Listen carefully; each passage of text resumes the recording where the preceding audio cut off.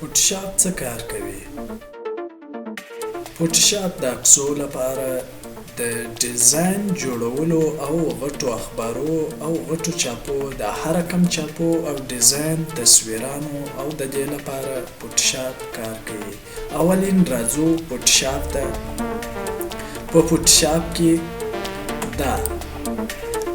دې ته مینیو بار ویل کیږي.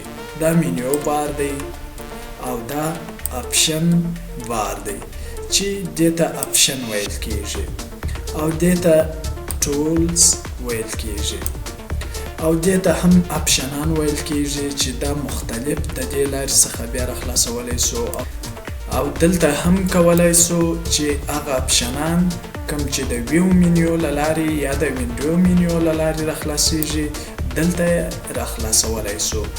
او بل په فوټوشاپ کې ټایم لاین دی چې د دې لارې څخه موږ یو ویډیو کریټ کولی یا جوړولی سو یا یو انیمیشن جوړولی سو د دې لارې څخه. داسې انیمیشنان چې تصویري شکل وي خو هغه یو ژوندۍ بڼه غوره کړي.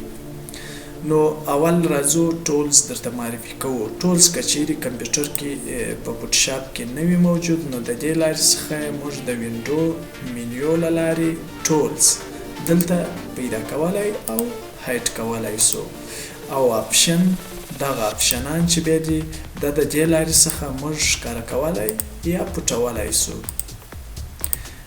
همدغسې د وینډو مینیو مو نوره درته تشریح کړې ده په وینډو په مینیو په ویډیو کې هغه ټوله بیا کتلی سئ چې دلته نور مختلف څه کارونه کیږي. خو اولین راځو فایل مینیو ده.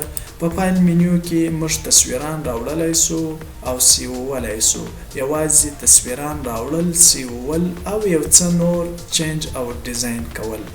ایډیټ خپله یو چینج ته وایي، په یو شي کې ایډیټ راوستل. نو د دې مینیو له لارې څخه موږ کولی سو په تصویرانو کې ډیر مختلف ډیزاینونه او ایمیج مینیو ده. ایمیج مینیو کې هم موږ یوازې د تصویر د رنګو او د سایز پر برابر باندې ډیر زیات کار کولی سو چې د تصویر رنګ ورته برابر کو او سایز یې ورته برابر کو. نو د ایمیج مینیو له لارې څخه کار کوو.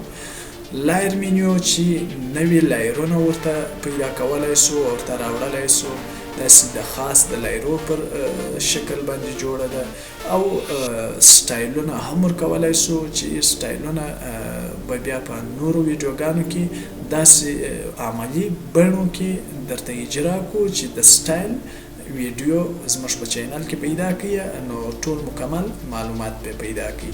ټایپ مینیو ده چې خاص د خطو لپاره کار کوي چې خط څرنګه موږ پکښ کې ډیزاین کو. سلیکټ مینیو ده چې موږ یو تصویر څرنګه سلیکټ کو. هغه ځای چې زموږ نه وي په کار چې رنګ ورته ورکو او هغه ځای چې په کار مو وي هغه ځای څنګه رنګ سلیکټ کو. فلټر مینیو ده.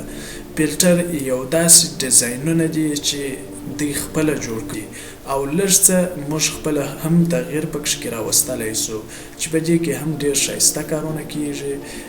او بل 3D مینیو ده چې په هغه نور کښته ماډل فوټوشاپ کې نسته، یوازې په CS6 کې سته. نو په 3D مینیو کې د 3D مینیو دغه یو بخش پکښې کې دی خو لږ څه بحث پکښې کې کیږي خو بیا هم ډېر ښایسته دی. خو که غواړئ چې نور 3D ډیزاینونه جوړ کړئ نو بیا زموږ د 3D پروګرامو ویډیوګانې درسره تعقیب کړئ. ویو ده چې هغه کم شیان چې په مینیوګانو یا په د ډیسکټاپ پر مخ باندې د فوټوشاپ پر مخ باندې بعضې شیان نه معلومیږي د تصویر پر مخ باندې نو د ویو مینیو له لارې څخه موږ پیدا کولی او هغه باله کولی سو او لکه رانږدې کول، لرې کول او د دې د سکرین موډ جوړول فقط لیدلو ته وایي چې تی په څه رقم باندې ووینې دغه ساحه د فوټوشاپ ده.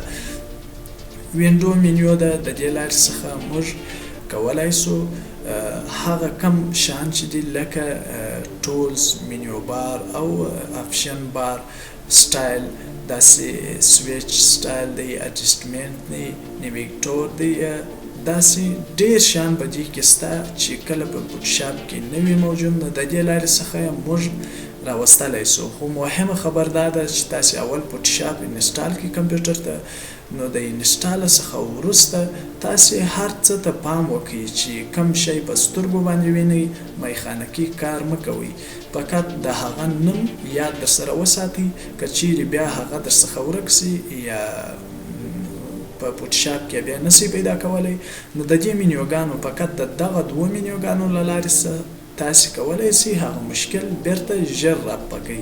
او که چیرې ستاسې نوم نه یې زده، نو بیا ډېر مشکل دی چې تاسې بیا ژر جوړوئ. هیلپ دی، د دې لارې څخه موږ یوازې د فوټوشاپ د کم مرکز چې د فوټوشاپ ایجاد کړی دی د هغه مرکز څخه موږ بعضې کومکونه او ویډیوګانې داسې د فوټوشاپ په اړه زیات معلومات ترلاسه کولی سو او راجستر یې هم کولی سو.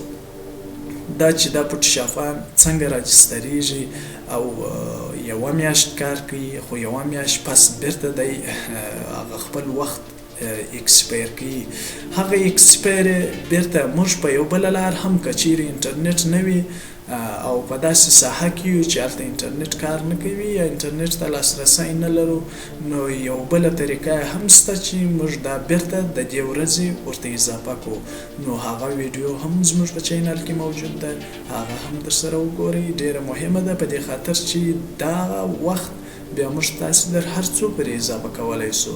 او که چیرې هغه ویډیو نه کوي درسره تعقیب، نو تاسې به د هرې پلا لپاره کمپیوټر ته وینډوز تغیروئ. نو که وینډوز ورته بدل نه کې، بیا دا که څه هم ان انسټال کې، بیرته وروسته بیا نسئ انسټالولی، ځکه هغه اکسپایر تاریخ درته راړي.